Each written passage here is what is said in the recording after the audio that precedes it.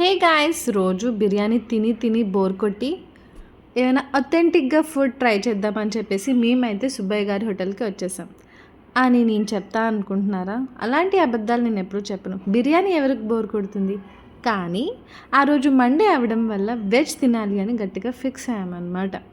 బయటికి వెళ్తే అందరికీ బిర్యానీలు, పాస్తాలు, బర్గర్స్ తినాలనిపిస్తుంది. కానీ మా మమ్మీకి మాత్రం ఎప్పుడు అరిటాకు భోజనం కావాలి, సింపుల్గా ఉండే ఫుడ్ కావాలి అంటుందన్నమాట. ఇంత సింపుల్గా ఫుడ్ ఎక్కడ దొరుకుతుంది మనకి?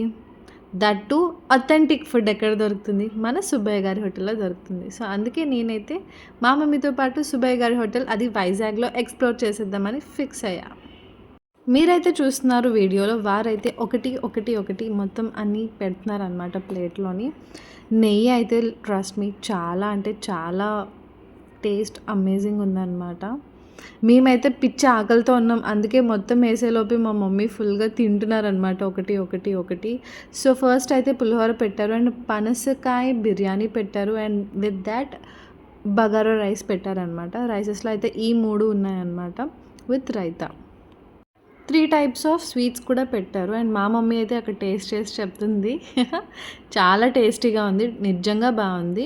హోమ్ ఫుడ్ కావాలి అనుకునే వాళ్ళు ఎవరైనా వెళ్ళొచ్చు. అక్కడ టొమాటో పప్పు అనమాట, అది సర్వ్ చేస్తూ ఉన్నారు మాకు. ఇది పునుగుల కర్రీ. సుబ్బయ్య గారి హోటల్ ఆబ్వియస్లీ పునుగుల curry is common, but taste మాత్రం బాగుంది. దాని తర్వాత బీన్స్ కర్రీ అనంట, పెద్ద బీన్స్తోని కర్రీ చేశారు, చాలా బాగుంది with capsicum curry. 4 varieties of curries ఉన్నాయి, 3 types of rices and 3 types of sweet ఉంది. వాళ్ళైతే చెప్పారు 30 వెరైటీస్ ఆఫ్ ఐటమ్స్ ఉన్నాయని. మనకు అసలుకే ఎక్కువ కదా, లెక్కెట్టేస్తూ ఉన్నాను అనమాట కూర్చొని. అది ఫ్రై అనమాట. డీప్ ఫ్రైస్ అయితే ఆపేశారంట బికాజ్ ఎల్పిజి క్రైసిస్. అలానే ఓన్లీ బాయిల్ ఫ్రై పెట్టారు. Now it's tasting time friends. నేనైతే ఫస్ట్ పనసకాయ బిర్యానీ ట్రై చేశాను, ఎందుకంటే మనం ఇంట్లో వండుకోం కాబట్టి ఇలాంటివి. బయటికి వెళ్ళినప్పుడే ఫస్ట్ ఇలాంటివి క్రేవింగ్ అవుతూ ఉంటాయి అనమాట. తినేయాలి తినేయాలి, టేస్ట్ చూసేయాలి, చెప్పేయాలి మీ అందరికీ అని చెప్పేసి. చాలా బాగుంది, ఇంట్లో ఉన్నట్టే ఉంది. ఏ మీల్ అయినా సరే వెజ్లో వితౌట్ అప్పడం కంప్లీట్ అవ్వదు. సో అప్పడం వేశారనమాట అండ్ గోంగూర చట్నీ కూడా వేశారు. ఈ మధ్యన యూట్యూబర్స్ తింటూ వీడియోస్ పెట్టి వాళ్ళ ఎక్స్ప్రెషన్స్ చూపించి ఫేమస్ అయిపోతున్నారు కదా, అలాగే నేను ట్రై చేద్దామని ఇక్కడ తెగ ట్రై చేసేస్తున్నాను. అది ఎంతవరకు హిట్ అయిందో ఫ్లాప్ అయిందో మీరే చెప్పాలి. బట్ నేను నార్మల్గా ఎలా తింటానో అలానే తింటూ చెప్తున్నాను అనమాట, నో ఆర్టిఫిషియల్.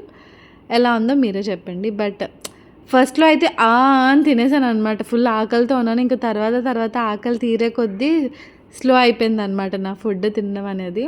నెమ్మదిగా ఎంజాయ్ చేస్తూ ఎక్కిస్తున్నాను అనమాట ఫుడ్ అయితే. అండ్ ఫుడ్ ఒక మీల్ వచ్చేసి 300 రూపీస్ ఛార్జ్ చేశారు అండ్ మా ఇద్దరికి 600 రూపీస్ అయిందనమాట, నాకు మా మమ్మీకి. ఫ్లేవర్డ్ రైసెస్తో అయితే అయిపోయింది. ఇప్పుడైతే మన తెలుగుంటి భోజనం రైస్ వేడి వేడి అన్నీ, నిజంగా చెప్తున్నాను, వేడి వేడిగా సర్వ్ చేస్తూ ఉన్నారు. రైస్ వేయగానే ఫస్ట్ నేను గోంగూర పచ్చడి మీదే పడ్డాను అనమాట.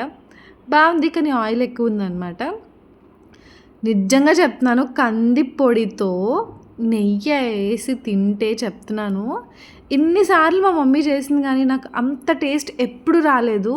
అసలు ఆ కలర్, ఆ టెక్స్చర్ చూసారా, చాలా బాగుంది ఫ్రెండ్స్. ఇప్పటికీ నాకు నోరు ఊరిపోతుంది అనమాట. చూడొచ్చు మీరు నా ఎక్స్ప్రెషన్స్, చాలా అంటే చాలా అమేజింగ్గా ఉందన్నమాట.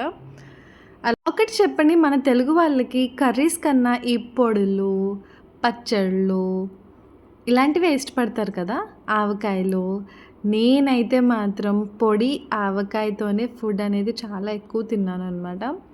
I think they are Brahmins food తిన్న ఫీలింగ్ నాకు వచ్చింది.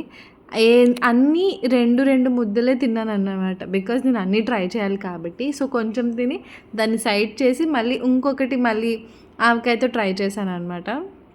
మా ఊరు వంట మీ ఊరు వంట అని చెప్పి చాలా ఫుడ్ ఛానల్స్, ఫుడ్ ప్రోగ్రామ్స్ ఉంటాయి కదా, అందులో ఉండే జడ్జెస్ కూడా అన్ని ఎక్స్ప్రెషన్స్ ఇవ్వరు. నేను అన్ని ఇచ్చాను అనమాట. దట్టు ఒక వెజ్ ఫుడ్కి ఇచ్చాను అంటే రియల్లీ ఇట్ ఈస్ వర్త్.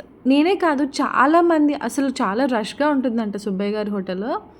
చాలా అంటే చాలా అమేజింగ్ ఇంటి ఫుడ్, ఆ టేస్ట్ని అండ్ చాలా ఫ్రెష్ ఫుడ్ని వాళ్ళు ఇస్తున్నారు. నిజంగా చాలా అమేజింగ్‌గా అనిపించింది నాకైతే మాత్రం. దట్టు ఈ ఎల్‌పీజీ క్రైసిస్‌లో కూడా అంత ఫ్రెష్ ఫుడ్, అంత టేస్టీ ఫుడ్ ఇస్తున్నారు. ఇచ్చే ప్రతి ఫుడ్ అలానే ఇస్తున్నారనమాట. వేడిగా సర్వ్ చేస్తున్నారు వాళ్ళైతే. నా ఎక్స్‌ప్రెషన్స్ చూస్తే మీకు ఒకటి అర్థం అవ్వాలి. ఏంటి తెలుసా? ఎక్కువైపోయిందండి. తిండి ఎక్కువైపోయింది. ఇంకా ఎళ్ళట్లేదు నాకు. రైస్ ఏమో ఇంకా అంతుంది. అతనేమో ఒకటికి 10 సార్లొచ్చి ఫుడ్ వేస్ట్ చేయొద్దు మేడం తినేయండి. ఫుడ్ వేస్ట్ చేయొద్దు మేడం తినేయండి అని. సో, మా మమ్మీ నా బాధ చూడలేక అదంతా తను తీసేసుకుందనమాట. నేను తినలేకపోతున్నానని చెప్పేసి. కానీ అలానే అతనికి భయపడే ఎక్కించాను నేను ఫుడ్ అంతా మాత్రం అసల. అలానే మొత్తం ఫుడ్ అంతా మాక్సిమం కంప్లీట్ చేయడానికే ట్రై చేశాననమాట నేనైతే మాత్రం. నేను మా మమ్మీ సరదాగా మాట్లాడుకుంటూ తిన్నాం. చారు నేను తినలేదు. రసం అది. మా మమ్మీ తిన్నారు. బట్ నచ్చలేదని చెప్పారు. నేనైతే సాంబార్ ట్రై చేశాను. ఓకే ఉంది. పర్వాలేదు. Not bad. కానీ రసం మా మమ్మీ ట్రై చేశారు. నచ్చలేదంట మా మమ్మీకి. బూరెలో అతను నెయ్యి ఏస్తానంటుంటే మా మమ్మీ వద్దు నాకొద్దు అని అంటుంది. హెల్త్ కాన్షియస్ మా మమ్మీ. నాలా కాదు. నేనైతే ఫుల్‌గా నెయ్యి ఏయించుకొని ఆ బూరి మొత్తం ఒకేసారి పెడితేనే దాంట్లో టేస్ట్ తెలుస్తది అనమాట. అందుకు అలా పంపించాననమాట. ఒక పానీపూరిలా ఎళ్ళింది అది నా కడుపులోకి. బట్ వర్త్ టేస్ట్ నిజంగా చెప్తున్నాను. బట్ నేనది త్రూ అవుట్ ప్రాసెస్‌ని చాలా ఎంజాయ్ చేస్తూ తిన్నాననమాట. చాలా బావుంది. సరే అయితే నా క్యూట్ ఎక్స్‌ప్రెషన్స్ చూస్తూ మీరు ఎంజాయ్ చేస్తున్నారని నాకు అర్థమైంది. దాంతో పాటు ఒక లైక్, షేర్ అండ్ సబ్స్క్రైబ్ కూడా చేయండి ఫ్రెండ్స్. ఇంత దూరం వచ్చారు కాబట్టి